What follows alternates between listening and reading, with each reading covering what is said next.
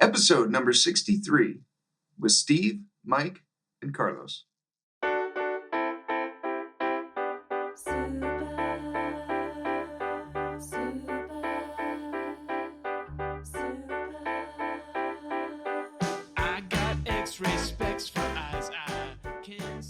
Welcome to the Heads Up Poker Podcast. This is Steve Barton. And this is Uncomfortably Close, Mike Snyderman. And this is Carlos Welch. Stuff to the gills. And we are coming to you from a crowded little hotel room down in Oceanside, California. We just got done shooting Mike's, what is this, your fourth series in the videos? Well, we might have, you guys are such pure gold that we might have actually episode 3 and 4 perhaps from the last 2 days, I think. We'll see. Yes. We've been hanging out, drinking beer, right? Shooting video. Just got done from eating a shit ton of pizza. Right. I'm sorry, Mike's knee is dangerously close to hitting the table. It's bothering me. Be careful there. We're crowding around this little table that we've rearranged. I had almost 2 pints of beer, man. What do you expect from me? I'm a lightweight. It's like one of those teenage girls, you give her a couple drinks. Maybe she's not going to do what you want to do. She might just go a little nuts there. Yeah. This has been fun. How is the hotel room for you guys here? I noticed one of you sleeping on the floor. How do you guys decide who does that? I volunteered to sleep on the floor. I'm 100% used to it. In fact, I demanded that we get a room with one bed because it was $10 cheaper a night. But I can't help noticing that bed is actually big. It's even for 2 big guys to sleep on there comfortably without even a thigh rubbing against another. We're already talking into a mic with a sock that looks like Ron Jeremy. And so let's not sleep in the same bed. Carlos and I are sharing a room. Yeah. And Carlos booked the room, and it has one king-size bed. So as soon as I walked in, I'm like, all right, well, I guess Carlos is below the sheet, and I'm above it, and that's that. No, Carlos is on the floor. Yeah. The coolest thing is the maid came in today, and she made the bed, and she made my little corner as if it was a bed, and like she folded up the comforter all nicely and put my pillows on top of it. So thank you, Meredith, or whatever. For, respecting my corner. Is there even a mint over there? Yeah. So anyways, I had the idea that if the 3 of us together were just to hang out, we had a camera and just have fun, it would be fun for other people to watch. And I think I was wrong. But we had fun. Yeah, we had fun. Yes. Yeah. Yeah. What did we do the first day? We picked up Carlos at the airport. And what the hell did we do after that? We just decided to go to a bar. And we went to a bar and had near the beach. Nice little sunset, nice little place. Lori met up with us. Yes, Lori. Yeah. We've had before. Yes. And that was good. Then we went and played in a tournament. Yes, made a bunch of prop bets. Yeah. I can't remember who won or lost that. That's not really matter. That was a fun night. There's a long time since I played a tournament of that buy-in. Under $200. This was whatever it was, 25 plus 5 plus plus 20 plus 3. Yeah, no, it was a $55 tournament. We had a last longer bet, so it was Lori, Mike, me, and Carlos, and we each put in $20 to whoever could last longer, and yours truly won that. And 117 runners, something like 60 rebuys, and I don't know how many add-ons. Right while I was licking the salt off my second margarita. Carlos had the idea of a last longer with me. First heads up. Yes. I fucking accepted. That was not my idea. The idea was, well, I guess it kind of was. The thing is, you didn't want to do a $20 last long. That wasn't enough action for Rampage. Okay. So I offered to do a heads up, $100 last longer, because I knew there was no chance that you would. You thought that would shut me up. And I said, no, let's take No. I didn't think no. I was like, you were like, yeah, okay, let's give him some action. Yeah. My favorite saying is never do a last longer with a net. Never do a last longer with a net. Your fucking rationale is ridiculous. You're like, I was happy. I knew I could just fold comfortably till 15 big blinds and then start playing my ranges. Yeah. That's your plan? That was the correct strategy for this tournament. I think it was. Okay. Well, there's no bluffing in this tournament. That I agree Basically, with. yeah. But you're not hoping to the fold, obviously. You're hoping No. to get hands. But yeah. Exactly. There was absolutely no bluffing. That would have been a horrible strategy. They would call you down with ace high, literally. Yeah. Yeah, right. Probably late in the tournament would have been a different matter, probably. Right, But yeah, all I said was like in the first hour, I said I thought I saw at least 6 3-way all-ins within the first hour. Yeah. That's pretty amazing. Yeah, the blinds start out at 25-25, and we regularly saw raises to 350. What'd you see, Carlos? 700? Yeah. 25-25. 750. 750, yeah. Yeah. No concept of blind size. It just however much they felt like betting at the time. Yeah, exactly. Yeah. It's 400K starting stacks if you didn't do the add-on. 4,000 starting stacks. Yeah, 4,000. 4,000 So, starting stacks. You have 4,000 chips, and you raise to 750 when the big blind is 25. Yeah. Quite the skilled field that we were dealing with. Yes. So when when Carlos offered to do the last longer, I jumped on that like flies on shit. And I got half of that action. And You should have charged him for a markup. Sure, you can have half my action. Yeah. Give me $55. 1.1, baby. Yeah. So yeah, Steve and I split the action, and how many levels did you last? I can't remember. I think levels? 3, maybe. Yeah. Possibly 3.5, but I don't think so. I think what screwed you up is that you actually got a decent hand early. Yeah. And it's like, Yeah. I was actually hoping to not get a hand like that until I was able to basically shove it. Yeah. Yeah, I think I lost with 9s, 10s, and then flopped 2 pair and lost 2. So my three best hands I lost. Yeah. Right. Yeah. I was fortunate in this one. I got aces 3 times, and all 3 times I got at least one guy to go all in. The first time there was 3 people that went all in. The second time there was 2 people, and one other person. And then the last time there was 4 people that shoved all in when I had aces. And usually I was up against like 8-7 and queen 10 and something equally strong. And it was they held up every time, so I got 6th. But if it wasn't for that, I probably would have just been in some awkward spot with 7s and had to call off against a guy with ace 3, and he would have hit the ace. But my bust out hand was probably the best hand I had was 8s, and that was my bust out hand, and that was like 2 hours into the tournament. So yeah. And then Carlos and I'd like to say good friends as we are, but we couldn't just leave Steve there stranded, so we really didn't have a damn choice but to hang around, did we? Yeah. Right. So I had a choice. We either run into traffic and end it all, or sit and watch Steve fight it out in a turbo tournament. I would have left if not for the $3 veggie burger meals that they had. That was impressive. Yeah, Carlos is a big fan of Ocean's 11 now in San Diego. I kind of want to go back and take a picture of the menu. It was like for $3 flat, you get a burger, fries, and a drink at a casino. You don't get prices like that. You at casinos. You get like anywhere. massive plate of chicken lo mein for $6 or something too. Yeah. That's incredible. I think the commerce might be similar in that their meals are not expensive but cheap for trying to keep people there. But right. I mean, California has a high cost of living, so for them to be able to do that cheaper than a regular restaurant would be is awesome. Yeah.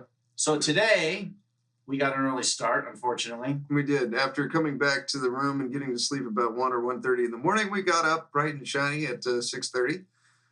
And we were at Starbucks by 7. And then we cut the train. So that was the answer to the question. Like Steve and we I were batting 100% with train catching at first. Yeah.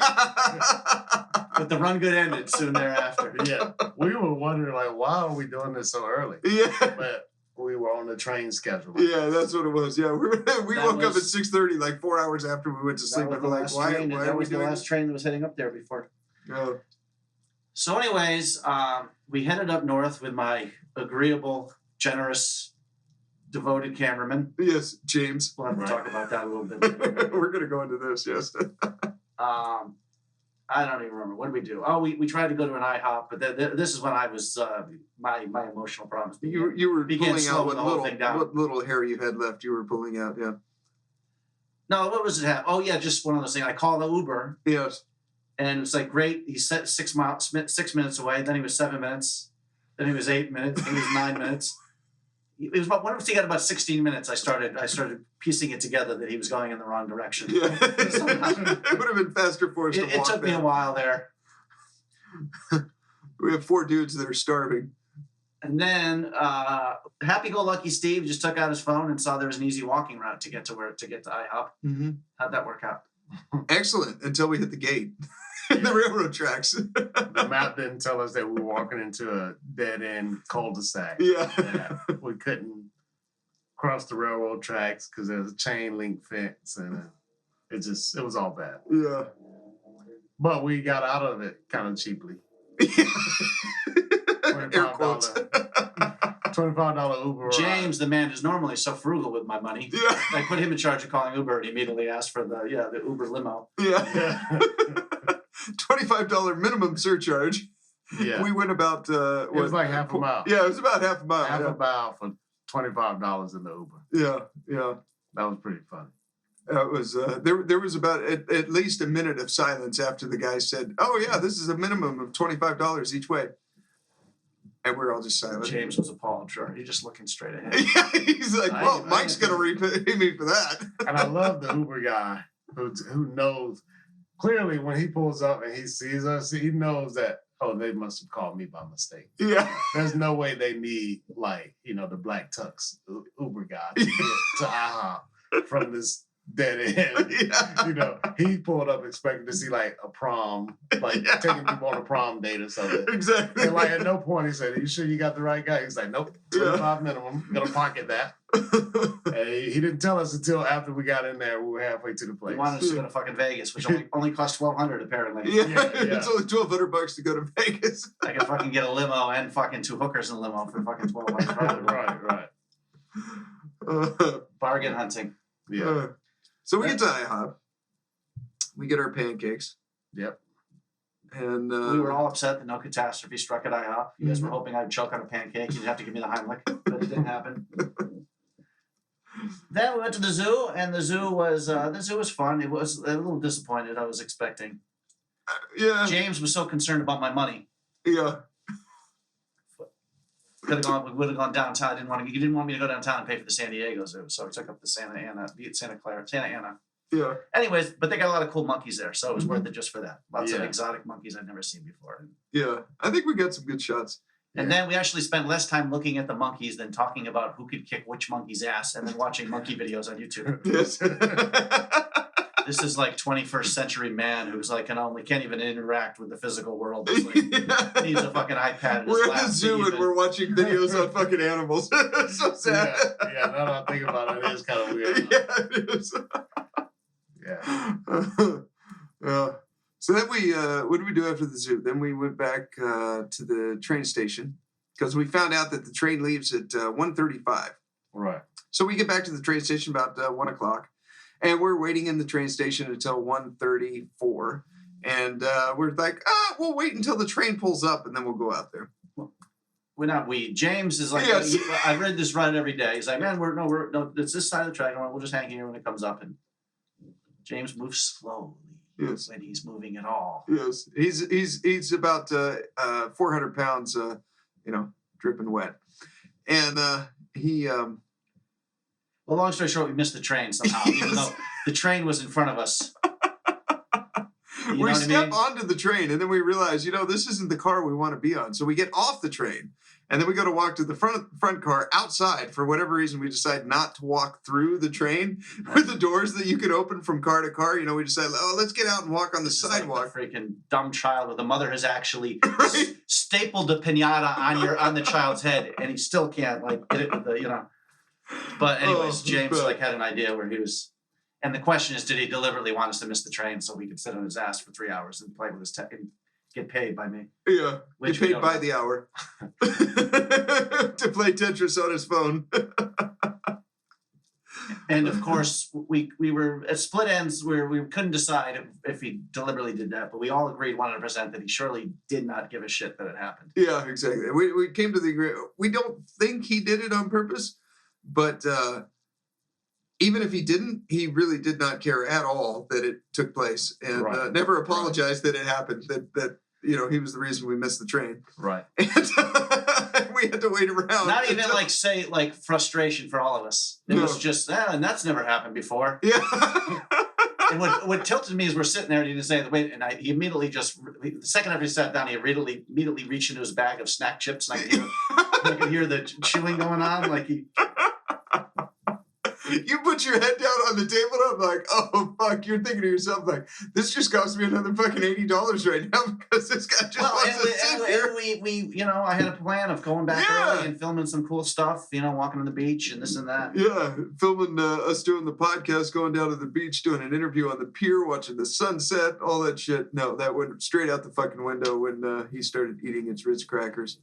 Yeah. And I almost like missed it at the end, too. Like, he was like... slowly picking his like. Yeah. He's like, if I could miss one more train, you go back to get him. Yeah. Yeah. You're like, is he fucking? Does he have all his shit? It was the wrong train. We weren't sure if once. Is this the train? Yeah. I don't. Oh. Yeah. Slowly, the sloth climbing up the tree there. Well, no, I'm not in any hurry. Yeah, exactly. I get paid either way. What do I care? But anyways, yeah, it's frustrating though, man. But we'll see. Yeah. He's a good cameraman though, and he's a good editor. He can put that stuff together. I think these videos are going to be really good. Well, he's good at working the software. I'm like, I edit and know what I'm doing here. But yeah, but it's whatever. It hasn't been horrible, but it is just yeah. The fact that well, we'll do whatever. And then what else? So we got on the train and we watched a poker video. Mm-hmm. And here we are. Somehow, do we do a good job of making that sound interesting? A lot of people are scratching their heads. They're all weird. I thought this was a poker podcast. Did someone get laid? Yeah, anything. Please. Was there a rock fight at the zoo? I mean, yeah. You put it that way. I feel like I had less fun now. I was all excited about how fun today was. You guys both really loved it. You guys both really loved us missing the train. We were standing in front of it. You guys were both like, Steve was giddy. You just said you were just like it's an experience. I forget the way you expressed it. You're like, the most fun I've had is watching you freak out about all the shit that happened. That was like the most entertaining. Like when the guy said it was $25 for the Uber ride, I was dying. That was like I didn't say anything, did I? I was just like, "Are you serious?" And he's I can see it's like, he doesn't answer yes or no. He's just staring at you and like keep driving. We're all just silent. We're like, really? This is $25? You gotta be shitting. No, I guess they're all small things. But us missing the train, I just came back and put my yeah, you did. And that's when I thought we just had an hour and 20 minutes to wait, but we found out we had almost 3 full hours. Yeah, exactly. Yeah. Oh fuck. Man, that was awesome. That was great. That was like my favorite part. Yeah, just I mean, but like you said, it started from as soon as we got off the train initially to get to where we were going, where the zoo is, and you called the Uber, and the GPS screwed that up. Like instantly, I was entertained just looking at it, like just all the enthusiasm just drip off your face, like studying micro emotions, like you're playing a satellite at the Rio there.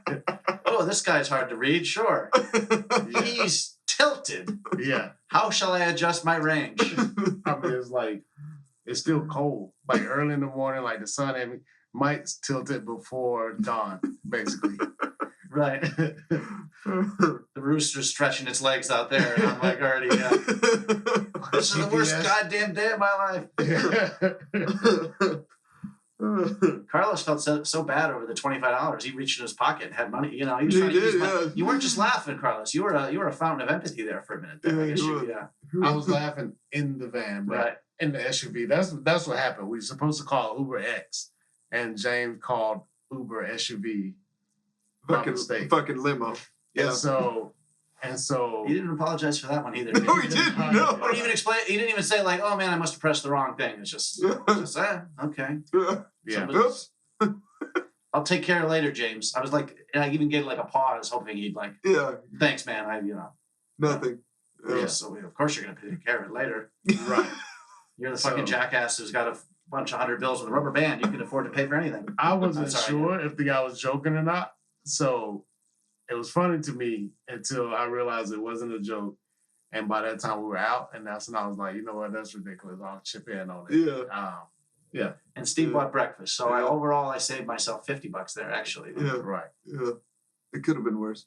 Yeah. What was the moment with James, though? You said that he wanted you to hire his wife or something to... Yeah, we're just talking about this whole my video project. And from the beginning, I have a guy who he's very talented. He does music videos. We're talking about it's kind of similar to poker. He probably has weeks where he gets hired for a great job and makes $10,000, but he needs to grind the low stakes to make a living. So he's working. And yeah, the first day I had him, he was like a few days. He's like, this could probably go much better if you hired my wife. She could hold the camera and then do this, and I could do this. So meanwhile, this guy literally puts in 3 minutes of work per hour, right? Where he's got to hold the camera.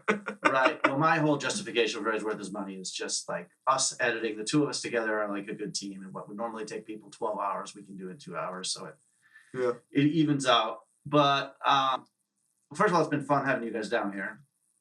And second of all, this is just a learning experience, I guess. So that's the way I got to look at it. Yeah, this has been a blast, man. I'm glad that we could get the time off and fucking come out here, and this has been fun. I'm bummed I got to leave in the morning. Yeah, Mike and I have 2 more days in Vegas. Yes, you guys are leaving 4 more days. 4 more days. days. Vegas, yeah. You guys are leaving for Vegas in the morning. Carlos, what does your boss think about taking this time off? He's cool with it. Let me check with him. Yeah, he's cool. Yeah, he approves. That is the fucking best part of playing poker for a living. I mean, I might not be for long, but as long as you make your own schedule, man, that's just... Yeah. Steve doesn't show up at the fire department for like days at a time. Nobody notices still, I don't go back to work for another 4 days, but I got shit to do. I can't go to Vegas. Right. Yeah. Fucking just because of Valentine's Day here. Carlos was inspired today to new hope for the human race when he saw somebody's take on Valentine's Day. The sign I took. What did the sign say? What did it say? I want to get it verbatim. Oh, you got it. What's the name of that restaurant? Hello, Betty. Hello, Betty. On the Fish house near the pier in Yeah, Oceanside, California. we're walking down to the pier today to do our last. They won't have that actually on Valentine's Day out front. It says, just save tons of money on Valentine's Day by switching to single. Yeah, that needs to be a t-shirt. It does. It does. It does. Yeah, that is definitely the story of my life. Like between that, not having kids, not having a job, not having a wife, is like, that's always been like my dream. And like, to be homeless, jobless, and alone were like my life's goals and ambitions. And I finally reached it. So yes. I'm picturing those little, is it first grade where you got to write a little story? What do you want to be when you're going to grow up? Homeless, jobless, and alone. No, it couldn't have always been that. At some point, it was something, I mean, not in those words. I wasn't capable of putting in those words at the time, but like, No, but you probably. Why are they asking me this question? Which is saying the same thing. If you refuse to ask it. If you explained to me at that time, like, hey, you want to like pay this mortgage every month and work this job you hate to do so, I'd be like, nah. Why the hell would I want to do that? I just wanted. What did I don't remember. What do you want to do for a living? None of your business. Yeah, I probably said some textbook, like, I want to be a fireman or a police officer, like, something they tell you to say. Yeah. Meanwhile, I want to play video games and ended up doing it basically. Right? Pretty much, yeah. Playing a game for a living. Yeah. Yep. So life's good, man. Yeah. That was fun last night. I had fun. That was cool. Yeah. And somehow we ate ourselves into a food coma here. So imagine that was our shot our wad. Really, really good pizza. Intense pizza restaurant. It was. It took an hour for us to get our pizza. Yeah. That was I'm so stuffed right now. Yeah, me too.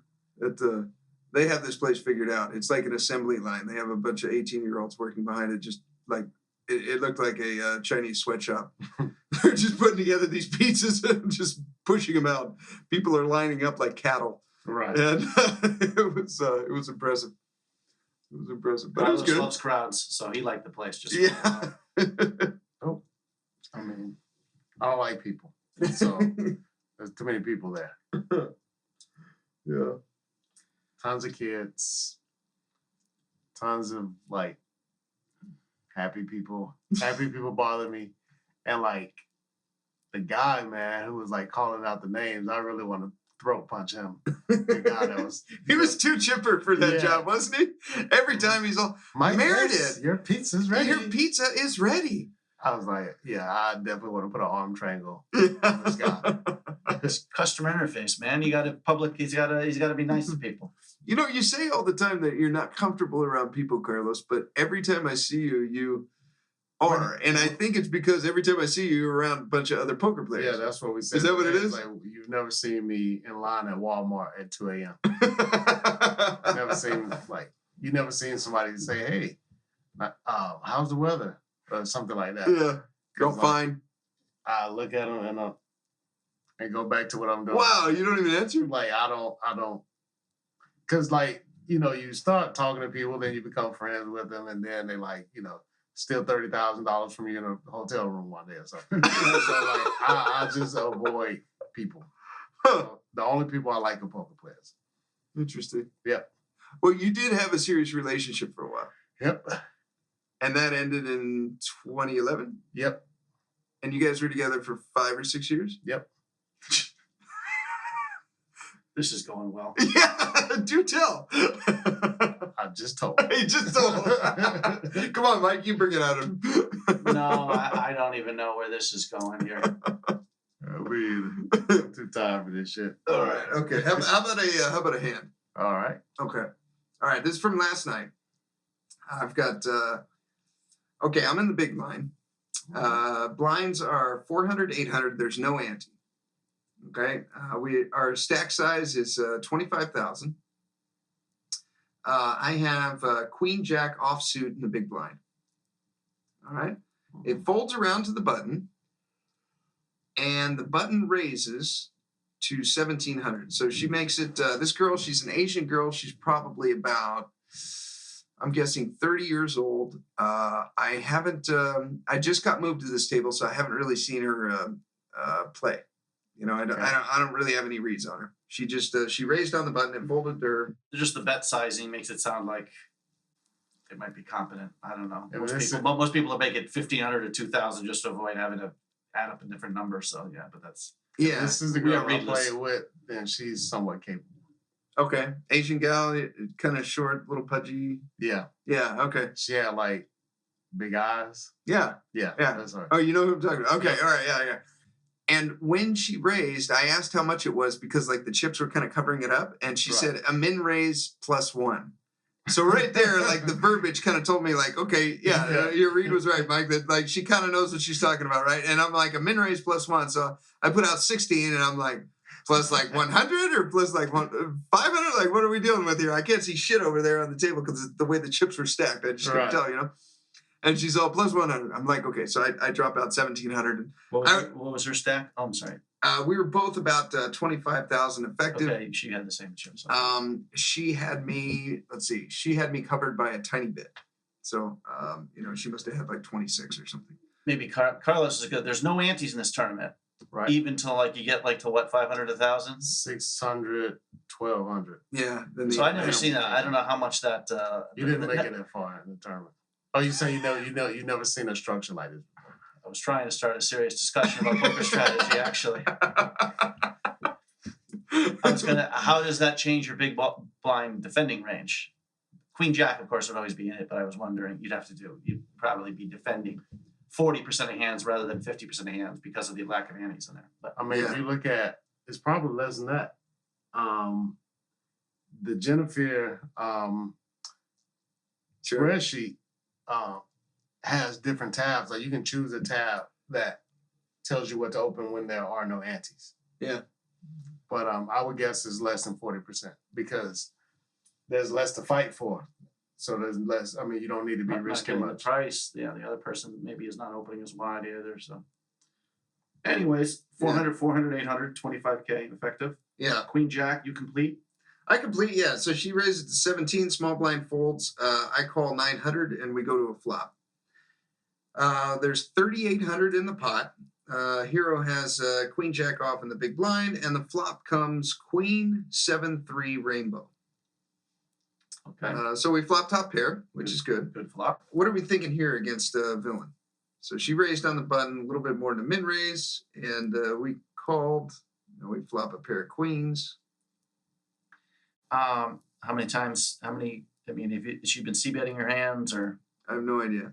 I just got to the table, and this was the first hand I've noticed that she's played. Check call. Check call? Yeah, what do you think, Mike? Check call, or I probably wouldn't be check raising unless it was just an absolute spiel. So I don't see how that, it's a valuable move. So yeah, check call probably. Okay. Yeah, I thought the same. I thought, if I lead out here and she's got like some small pair, she got like king jack, I think she's always folding. So I'm just going to check and let her bet her, I don't know, pocket eights or jack 10 or whatever, and see what she does. So I check. Villain, she bets pretty quickly. She bet 1,500 into 38. And the way she was doing it, she was kind of talking with other people at the table while she was doing it. So she kind of threw in the 1,500 and did it pretty quickly. She threw in 3 pink chips, so it was 3 500 chips. She threw them in pretty quick, and I thought for a second just to make it look like I didn't have a queen, and then I called. The turn. Okay, hold on a second. Okay, go ahead. Let's discuss her c-betting range there. If the bet sizing or her behaviors tell you anything. Okay. Carlos, do you get anything from that? Nope. Everything seemed pretty standard. It's a great board for her to c-bet. So, it's kind of interesting that she down bet. I was going to say. That's rare for live players. Down bet, what do you mean? Her original raise was 1,700 and her c-bet was 1,500. Yeah. That's something that you only see. You usually see good players doing that regs. So that was the first thing that stuck out to me. But other than that, I don't read anything into it. I would expect her to do basically what she did. Only thing I would maybe expect a c-bet of like 2K. Yeah. As opposed to 1,500. Yeah. Right. When people make their c-bets smaller, you think in live poker, it's this kind of tournament, they're usually weaker. I don't know what it means. I just know it's okay. It's a sign that somebody's a reg. Okay. Yeah. Okay. That at least live. At least online. I don't know about live. Yeah. Okay. So the turn is. Okay. So the turn is an offsuit 9, so it completes the rainbow. The board now is Queen 9 7 3. The 9 came on the turn.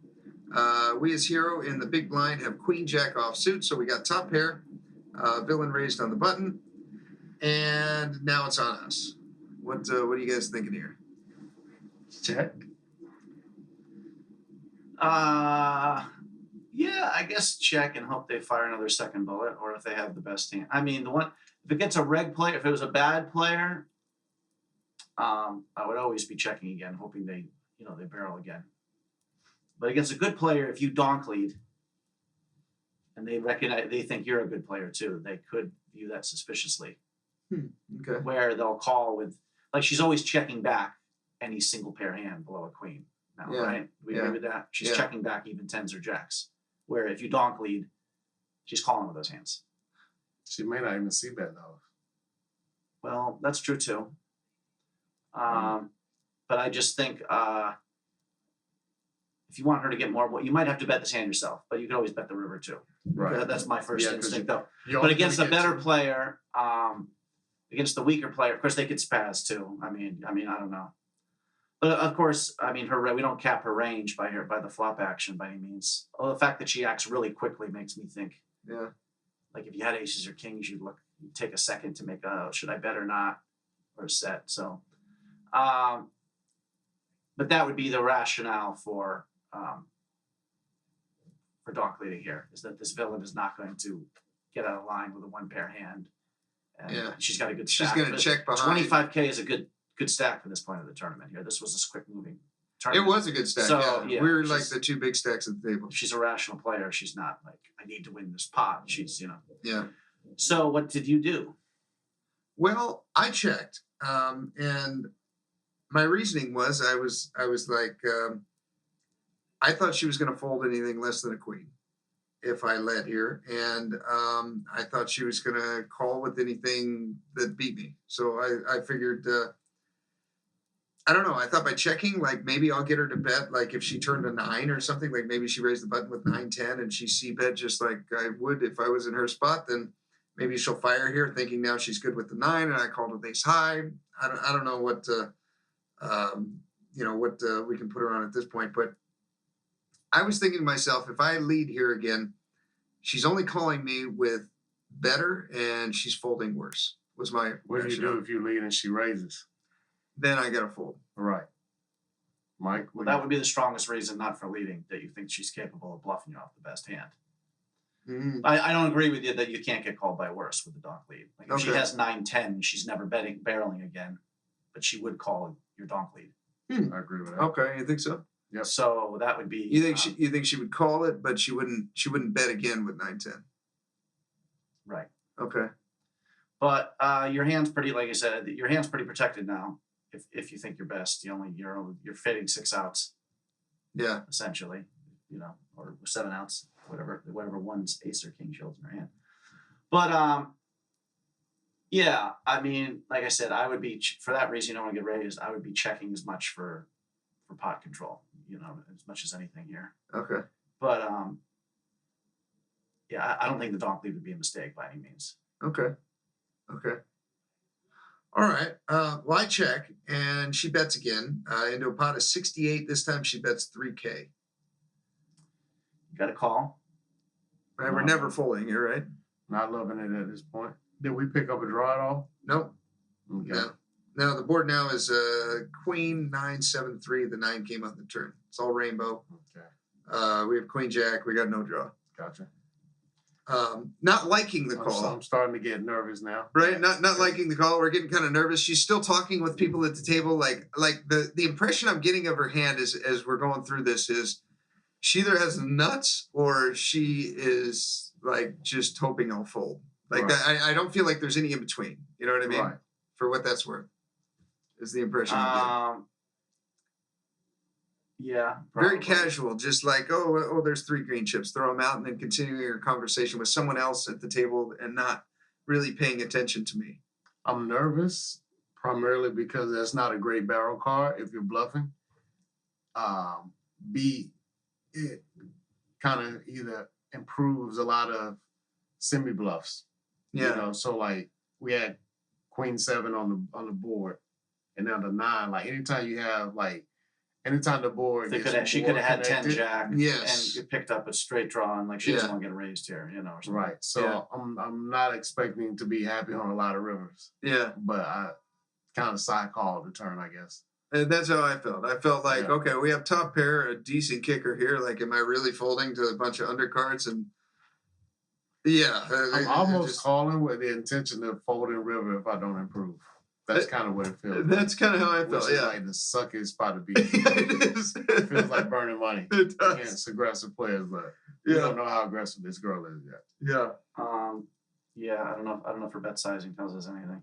Although someone would bet 1,700 on the flop, why 3,000? Why not? I don't know. If she bet 3,600 versus 3,000, would our feelings be any different on the hand? If she took a little time and like, Instead of how 3,000, quickly did she bet? She bet not as fast on the flop, but she still bet. I checked. I took a second when the turn rolled off. I checked, and then she bet fairly fast, not as quick as the flop. I would say about twice as long as the flop, and she bet pretty quickly on the flop. So within I guess 3 seconds, she bet. Still, if she's got aces or kings, I was going to say like aces or kings, I think would bet a little bigger there for protection / value. Okay. That's my first instinct. Yeah, I bet more than because half you're flop. looking or saying, okay, let's hope he has let's hope he's got a queen. Let's go for bigger value here. Yeah. Let's make it 3,900. So again, I never know what I'm fucking talking about here. But yeah, on one hand, like I said, I'll be contradicting myself in the same sentence here. But on one hand, just like those bets that are like smaller, like in her, like it's like she needs to bluff. If she needs to bet more to get you to bluff to fold a pair. So like what Carlos said, Yeah. it looks like she's trying to keep you in the hand. If she was trying to bluff, maybe throw a few more chips. Yeah. But on the same token, Yeah. if she's got a hand, why not throw a few more chips in there and try to get you to call with a pair? Yeah. But so what is it? Queen 9-7-3.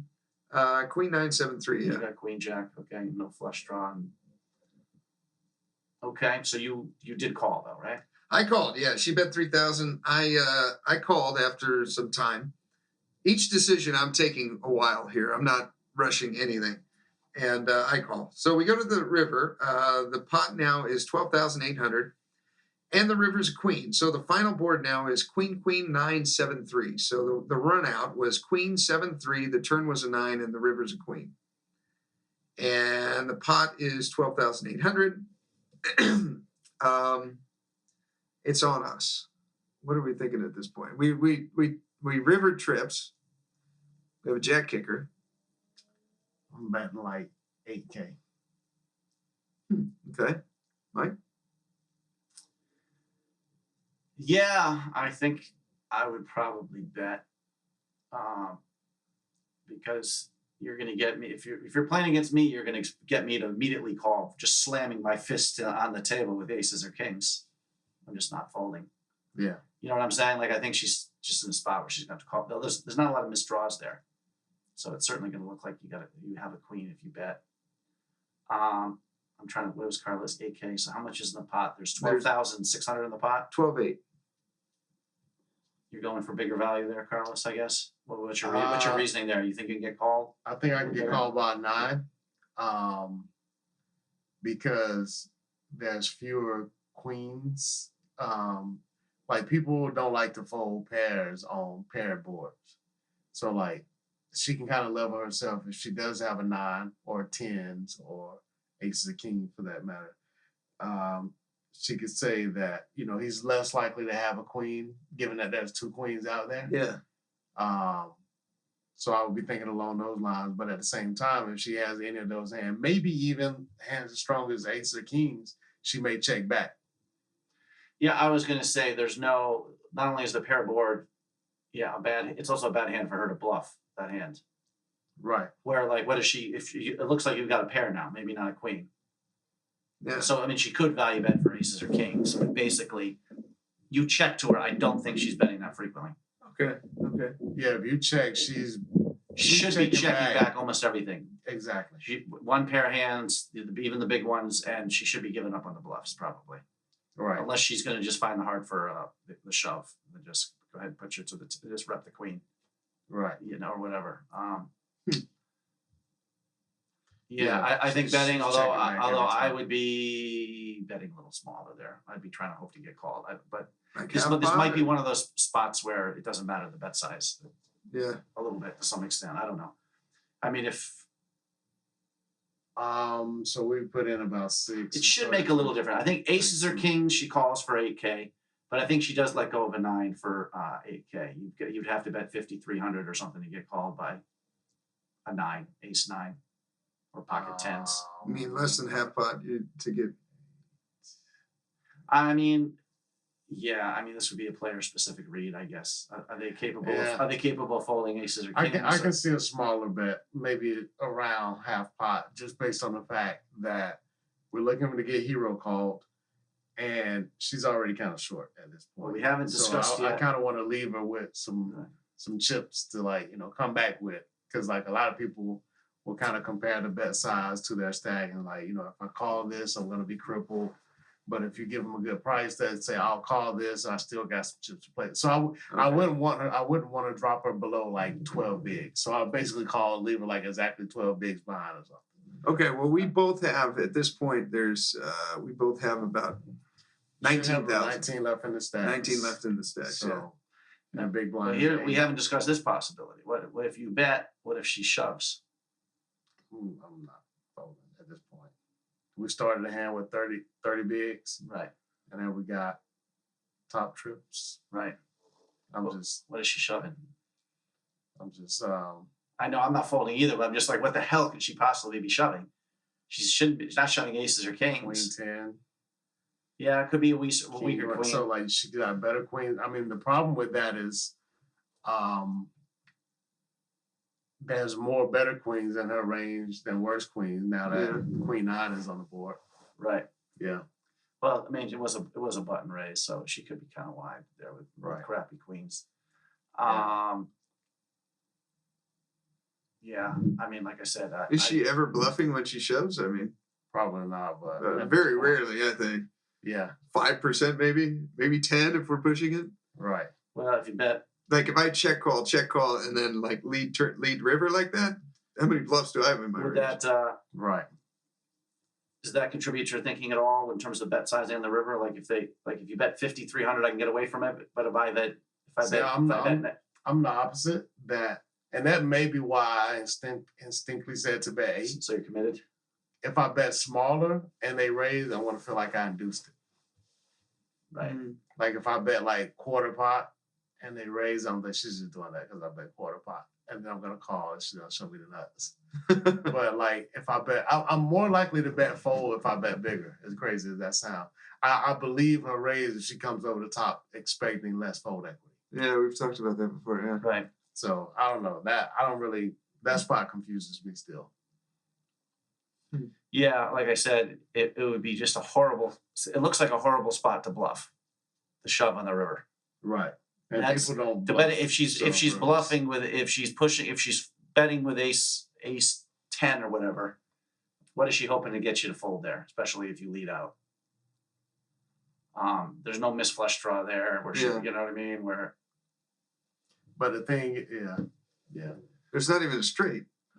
Like she can't have a straight. Right. She would have a set of 9s or nothing. Yeah.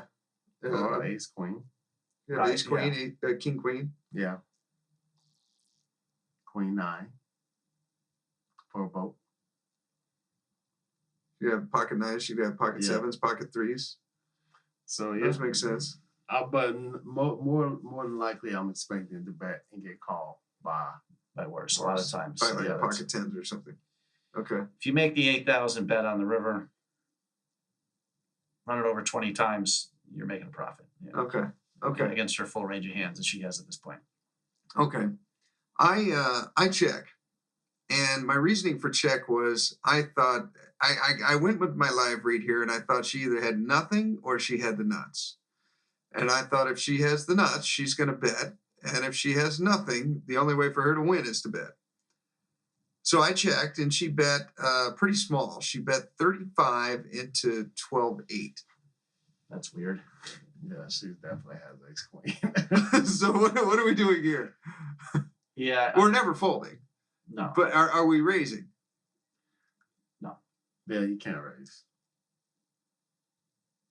It's a weird spot. You think at 9, she's always checking back. And she's like, well, I got to get value from my 9. I'm supposed to bet. She read some poker book about betting thin. Like you have to bet second pair and a pair. Like if you min raise and she had a 9, yeah, she'd call. Yeah. But I think she's mostly checking back that hand. So I don't know. I would just call every time. Would you just call? What would you do, Carla? Yeah, I'm calling. Huh. Okay. All right. You guys got okay. I call. And I took a long time when I called because the whole time I'm like, okay, I got like 15 left in my stack here. Can I shove this? And is she ever calling me with worse? And I was thinking to myself, I'm okay, what am I targeting here? Am I targeting kings? Am I targeting aces? And I'm like, I think that's my target here is she going to call a shove with aces or kings? And I would run it over my head for like a minute. And I wasn't sure if she would. I wasn't sure if she was going to call with aces or kings there because my shove looks like a queen, doesn't it? I mean, or does it not? Right. I mean, you never know. It does. Yeah. Or it looks like a boat or something, right? It looks stronger than pocket aces, doesn't it? Here's where just following live reads, I think, are relevant here. Like if this person's at a certain level of frustration where they're just going to, oh, F it, I'm calling with my big pair. Yeah, that would be the rationale for raising. I mean, will she fold queen, king if you shove? I don't think so. No. I don't think so. So I mean, if the purpose of the bet here is to get them to not only pay you with worse, but also probably in this spot, is there a chance too? I could also get them to fold better. I would say no. Right, and I think there's more combos of hands better than yours. There's more hands that beat you that will call than hands that will call that you beat. Yes. And so, like you said, you're targeting aces, kings, but that, and I guess queen 10, but though that that's not as many combos as like all the boats she could have. Yeah. The 2 bigger queens and queen 9. Well, queen 9 is the boat. So I don't know. And When you said is she calling with worse if you raise? I think it's very unlikely. Yeah. Because So I would just call. Okay. All right. That's what I did. I called. And so I took a long time, and I finally threw in the 3,500. And she immediately said, "You're good." And I flip over Queen Jack, and then she's like, "Why didn't you raise there?" And I said, and this is where I maybe I shouldn't have said anything, because I think I kind of gave away, like, maybe I'm a little more skilled than the people at the table, because I was like, Did "Well, you say shut up, Ho?" No, I didn't say. Oh no! Oh, you're talking about poker wise. It was a bad decision. Oh, okay. No, I said, "Well, I just can't Jane, beat you ignorant slut." No, I said I just couldn't picture you calling me with worse there. I'm like, so I just felt like I just had to call. But you showed your hand. Why didn't you let her show her hand first? You never got to see her hand. And no, she said, "You're good," and she was like ready to muck her cards in the thing, like she had them in between her fingers, like she's about ready to flick them in the pile, but she's just waiting for me to turn over the cards. So I felt like this social, what do they call it? Social. I do the same thing a lot, but social circumstance. What do you call that? Social. You know what I'm talking about, right? I know what you mean. Yeah, like social pressure. That's what it is to show my hand. So then I show like a trip quit, and at that point I know I'm fucking like got this girl crushed. Right. And she's like, "Oh, I just have a small pair," and she threw it in. Why the fuck is she betting? And why'd she 3-barrel that? I guess I looked from her perspective, looking back. Maybe I looked so weak, just check call. I must have looked like I had like a pair of 7s or something, and she was just like, "I can get them to fold this," And then from her perspective, when I show up 500 or whatever the bet was. Yeah, I mean, she's got to bet like $8K there or something to even have a chance to get me to fold like 10s or jacks, but. She probably, I don't know if she's thinking on this level, but she probably don't expect to get you to fold anything good. So she's just targeting like the weakest part of your range, which she can do for pretty cheap. Yeah. Like maybe busted draws and stuff like that. Yeah. But she beats though. So she checks back. That didn't make a lick of sense. Yeah. But maybe like some smaller pairs. Yeah. She's trying to get you off something similar to what she. This is someone who just likes the sensation of lifting chips and moving their hand. She probably dropping them into She the pot. probably had a busted draw and was trying to get you off of maybe like a 9 or maybe 7 or something was the other card. I don't know. Yeah. But I don't think she's ever expecting to bluff you off of trips or a big pair. Yeah. I like what you're saying there about a bet on the river of like 8K though, because I wonder I think she's calling there if she had, in fact, what she said she had, and she had a smaller pair. Let's say she had 8s. So so the board was like, the final board was queen, 9, 7, 3. So if she has 8s there, she might be calling with 8s because the 9 came on the turn. Mm. She's probably calling with 10s, and she's probably calling with jacks. Right? Right. And she's definitely calling with queens and kings, you think? Yeah. If I shove, I don't think she's calling those, but I think queens and kings. I'm sorry, kings and aces. I think she's calling 8K with aces. Yeah. Okay. As passive as I played it. People can't fold aces on a pair board. Yeah. That's hard to do. I think Carlos and I had the proper analysis that you had to bet because she's never betting anything, and she just made some sort of asinine bet for whatever reason. I don't know. I mean, betting aces and kings for thin value wouldn't be bad there. Just getting ready to fold to a raise, like going for. I'm convinced that she lied. She didn't have a pair. If she had a pair, she would have checked it back. That's what I'm thinking. If she bet because that was the only chance to win the pair. I think she might have had a small pair and just be like, "Well, I got a pair. Let's hope it's good." But I don't want to bet too much. It might be second best. Rather than just thinking, "Well, I got to just check." She just check back. Then why wouldn't she just check back? Well, we don't know the level of the player here. I mean, we thought at first that she's good. She had a busted draw. Think so? Every single time. Every single time. Every single time. Like not even like ace king. Would you ever try that with a busted? If she had ace high, she may even check that back. Do you ever try that? Like the typical busted draw, someone's going to like try to buy the pot for 80% of pot. Where does she have a better chance of getting a fold? Let's just put it in her defense. If she had 10 jack there, do you think she actually has a better chance of getting a fold betting 3,000 rather than 6,800? Like your answer was like she has it. So like a lot of people who are, you know, hyper disciplined players are like, I'm just not paying someone off when I know they have it. That bet size, both of our reactions was she has it. Like when she bet. I mean, do we give her a little credit for the river bet? I mean, no, we're not folding, so I guess not. Yeah. But it looks stronger than 7,700. There are a lot of hands that we would fold, just not this one. Like when Right. we hit the queen on the river, we're calling. But like, Are we folding 9-10 there with the pair of nines?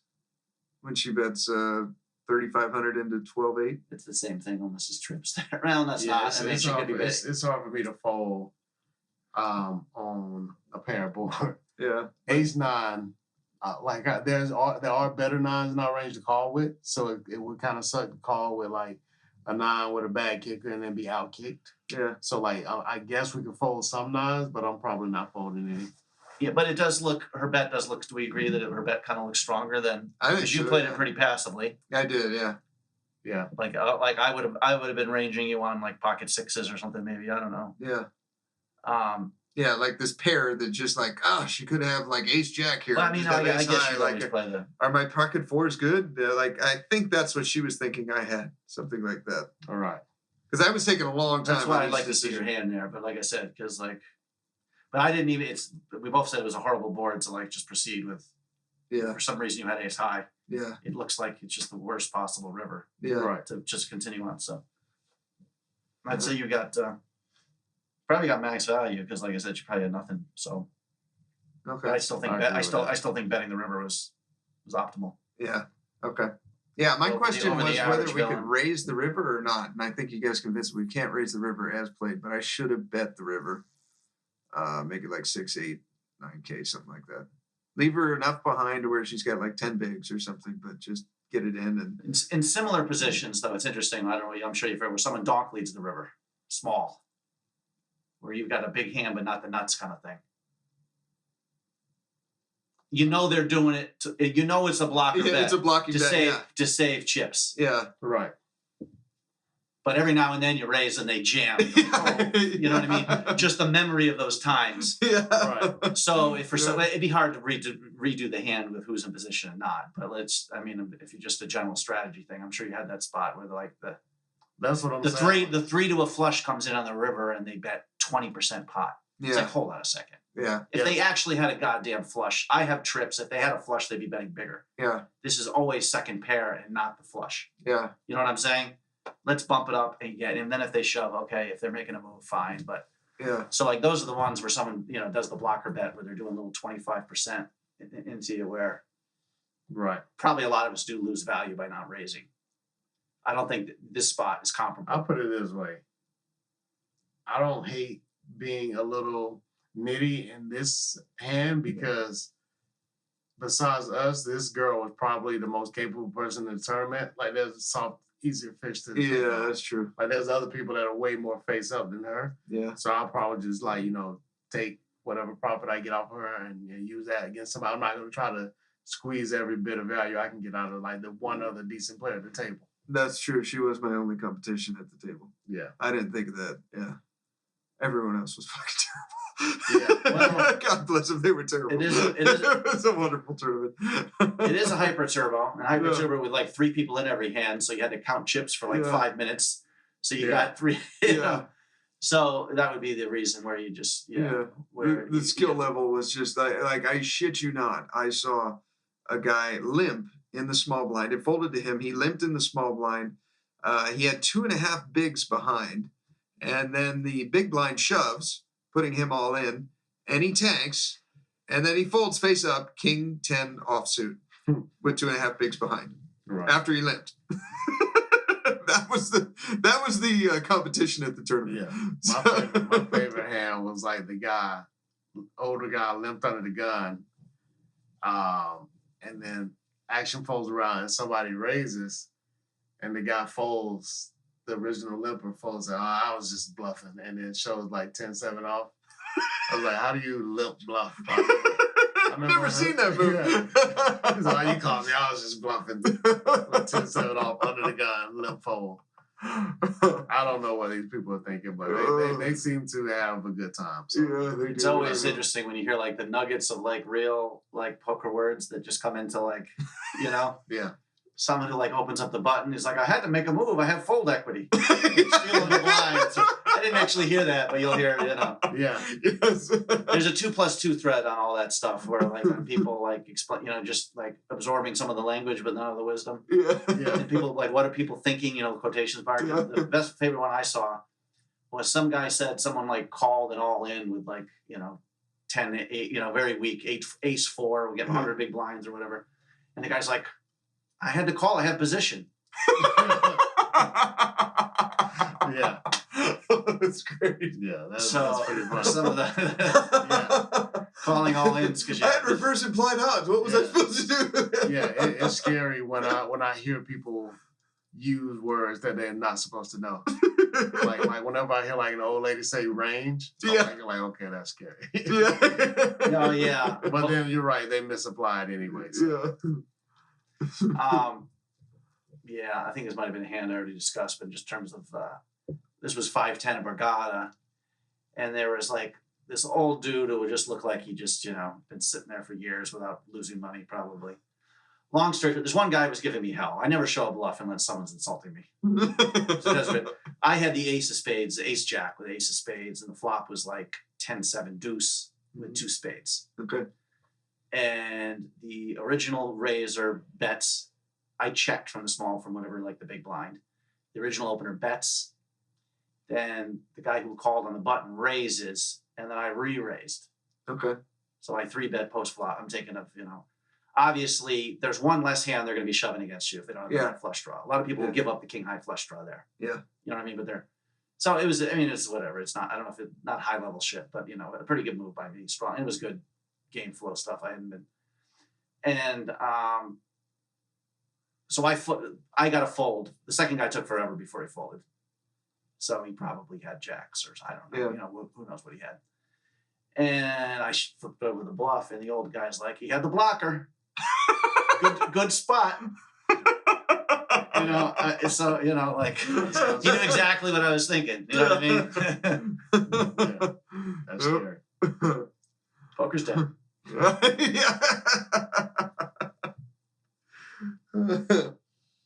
Yes. Carlos looks a little sleepy here, Steve. Yeah, we should probably wrap this up. This has been fun. This has been a fun little, I was going to say weekend, but that's not right. It's been a fun Thursday and Friday. Right. But, how cool is that? We can take midweek weekend. This is a midweek weekend. Yes. It's fucking awesome. And, hopefully the magic of my creative powers, we're going to come up with something interesting for you guys to see. So you'll actually be able to see these videos soon. Yes.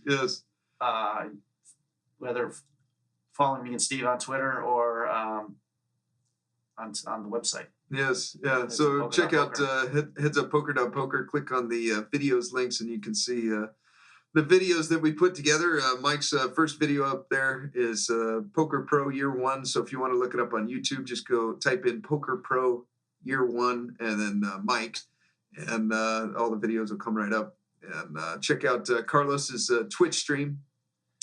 And you're up there. How many days a week are you up there now? 2 or 3? Half the days a week. Yeah. Yeah, I've been traveling a lot, so I haven't been twitching as much. But the plan is to do 2 days a week, but it's not always possible when I'm on the road because of we're busy people. Spotty internet too. Yeah. And for people, for Carlos's Twitch followers, if you see him, say, Carlos, you look a little sickly. You ought to eat something. They have another bet losing weight because we got another bet going on. We got to lose less. That's covered in video 4. I'm getting 3-2 on my money, and I still think I got it in real bad here. What is it? You're 150 if you win, and he gets 100 if he wins. Yeah. And it's the most weight lost in 1 month or 3 months? 1st, yeah. So from March 1st to June 1st. From today till whenever you want to start. Yeah. March 1st to. Oh, we're gonna weigh ourselves on March 1st. Yeah, we can't do it today. We're gonna be in Vegas for 4 days. Oh, okay. Yeah. Okay. Well, see, the strategy here would be in between Vegas and. I thought with the honor system, we each been named our weight today. That's our weight. Oh, your weight is today? No. No, he's saying March 1st. Oh, March 1st. Oh, yeah. You got to eat as many fucking pancakes as you guys can in between now and March 1st. I mean, it's not necessarily something that we would do strategy-wise. I wouldn't. I mean, I've done it before, but I don't think I need to in this competition. But it's going to happen. He's got this shit wrapped up. Fucking, It's going to happen. He's the fucking LeBron James of crash dieting over here, talking smack, you know. I just ate like 5 slices of pizza, not to like gain weight for the competition, just because there was 5 fucking slices of pizza there. So it's going to happen naturally anyway. But I did a weight loss competition at school one time where I did purposely gain a bunch of weight before the weigh-in. But, I was going up against real competitors at that time. What the hell? Yeah. It's not his first rodeo, dude. You're in trouble. Okay, boys. Right. All right. Well, you guys check out the website, HeadsUpPoker.Poker. Follow us on Twitter. You'll find all the links in the show notes. And thank you guys for tuning in. Here is your weekly motivational speech. What changes our whole life is action. Why don't we take action? Fear. What do we got to do to get ourselves to do it? We got to make sure that we push ourselves through it by making a decision. The point in which change happens is a decision. Every change in your life that you want will come from something simple, a decision. People go, what does it take to change? Decide. But you go, oh, God, sounds so simple and so basic. It was that easy, you'd already done it, Mr. Robbins. No, it is that easy and you're still not doing it. Because you are not putting yourself in a state to decide. See, a real decision is not like a preference. It's not like when you say, I'll try it and see. That's not a decision. Decision comes from Latin. It means like incision, to cut off from. Decision is when you cut off any possibility except the thing you've committed to. It's like that is it. When you really decide, it's not an effort. Once you cut it off, it doesn't take effort. Deciding takes effort, but once you've decided, it's over. You don't think about it anymore. It's like it's easier to fast than it is to diet. Because when you're fasting, somebody offers you something, you don't even think about it. You go, no, I'm not eating. Right? When you're dieting, you're like, well, maybe we could have a little more. This is a little piece of cake. Not that many calories. Right? Pretty soon you're back to where you were again. So a real decision is what you got to make. When you make a real decision, life changes. But it's a real decision. You burn your bridges, you only move forward. Now, the way to get yourself there is to put yourself in state and condition it. Conditioning is this. Build the muscle. Do you do it one time? No. You do it a lot and you do beyond what you're comfortable with, and the muscle expands. And now what used to be hard to do as the muscle grows is easy. That's the same thing with every other kind of muscle. But I'll give you one example. They take monkeys and they will take 4 of their fingers and tape them down. And then they take one finger and they bend it back and forth 10,000 times. Every time they bend this finger back and forth like this, in your brain, for you to do this once, twice, you have to make connections between neurons in your brain. Neurons is a big word for nerve cells. So to do this, imagine as a metaphor, it's not exactly like this. To do this once, you got to put a connection, a thin thread had to be grown between this neuron and this neuron. That's an example. That's a metaphor. Do it again, 2 thin threads. Do it 10,000 times, and guess what? You are wired to do this. Can you condition yourself to feel depressed where it literally, it feels more comfortable because you go there more often and you're wired to be there? Yes or no? Can you condition yourself to be quick to anger? Yes or no? Can you condition yourself to feeling overwhelmed at the drop of a hat? Can you condition yourself to feel loved all the time? Even if people say, I hate you. Could you still feel loved? Can you condition yourself to feel happy as a consistent way of living all the time? Yes or no? But you know what? Most people don't believe that, but of course it is. It's the same nervous system. You'll develop something called emotional muscle. And emotional muscle is where your whole life comes in. Repetition is the mother of skill until it gets conditioned, until it's automatic. When you have built a habit, it's ingrained in your nervous system in such a way that the brain doesn't even have to consider whether or not it'll get done. It just gets done because you committed. So stop getting motivated. You don't need motivation. Now you need motivation. Motivation doesn't afford you anything except good feelings in your body. The good feelings in your body is an indication that there's something that you want. Now you get to work by doing it every single day. Again and again and again.